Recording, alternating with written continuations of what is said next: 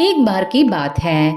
एक छोटे से खेत में एक लाल रंग की मुर्गी रहती थी। वह छोटी थी लेकिन बहुत चतुर और मेहनती थी। हर दिन वह सुबह सुबह उठकर अपने बच्चों के साथ दाना चुगती और काम करती थी।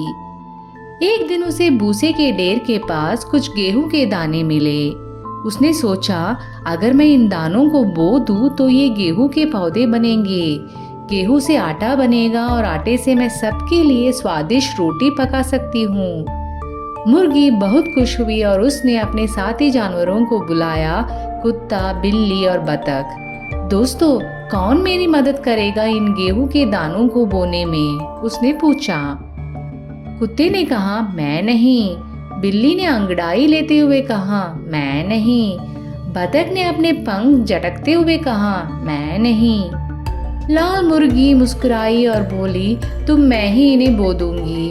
और उसने खुद ही खेत में गड्ढे खोदे, दाने डाले और पानी दिया। कुछ हफ्तों बाद गेहूं के पौधे हरे हरे उग आए। धीरे धीरे वे सुनहरी बालियों में बदल गए। अब फसल काटने का समय आया। मुर्गी ने फिर सबको बुलाया। कौन मेरी मदद करेगा गेहूं काटने में? मैं नहीं, भौंका कुत्ता। मैं नहीं, म्याऊ की बिल्ली। मैं नहीं, बोली बतख। मुर्गी ने फिर कहा, तो मैं ही कर लूंगी। उसने अकेले ही मेहनत करके धूप में खड़ी होकर गेहूं काटा और बटोर कर रख दिया। इसके बाद उसे गेहूं को कूटना पड़ा, दानों को मिल तक ले जाना पड़ा और आटा पिसवाना पड़ा। हर बार उसने अपने दोस्तों से पूछा, कौन मेरी मदद करेगा? लेकिन हर बार वही जवाब मिला, मैं नहीं।